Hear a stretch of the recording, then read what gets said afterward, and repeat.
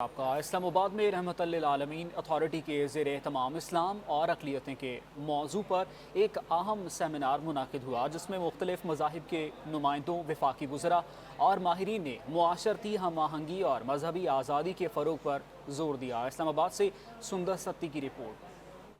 وفاقی دارالحکومت میں منعقدہ سیمینار میں وفاقی وزراء، ماہرین تعلیم اور مختلف مذاہب کے نمائندوں نے شرکت کی۔ اس موقع پر خورشید ندیم اور ڈاکٹر ریاض محمود کی کتاب اسلام اور اقلیتیں کی رونمائی بھی کی گئی۔ وفاقی وزیر منصوبہ بندی پروفیسر احسن اقبال نے کہا کہ اسلامی ریاست کی بنیاد فتوحات پر نہیں بلکہ سماجی انصاف پر ہے۔ ریاست مدینہ میں انصاف ہی وہ قوت تھی جس نے لوگوں کو اسلام کی طرف کھینچا۔ پروفیسر احسن اقبال کا کہنا ہے کہ اسلام تلوار سے نہیں بلکہ کردار اور انصاف کے ذریعے پھیلا۔ ریاست کا اصل ماڈل سماجی انصاف ہے۔ تمہارے حسب کو، تمہارے نسب کو، تمہاری زبان کو، تمہارے رنگ کو، کسی کو کسی پر فوقیت حاصل نہیں ہے۔ سب انسان برابر ہے، اور اگر برتری ہے تو وہ تقوی کو اور کردار کو ہے۔ تو یہ وحدت کا، یہ مساوات کا، یہ انصاف کا تصور تھا کہ جس نے اسلامی ریاست کی بنیاد رکھی۔ چیئرمین رحمت العالمین اتھارٹی خورشید احمد ندیم کا کہنا ہے کہ پاکستان میں اقلیتوں کو یقین ہونا چاہیے کہ اسلام امن اور تحفظ کا مذہب ہے، اور یہی ریاست مدینہ کا ماڈل بھی ہے۔ پاکستان اس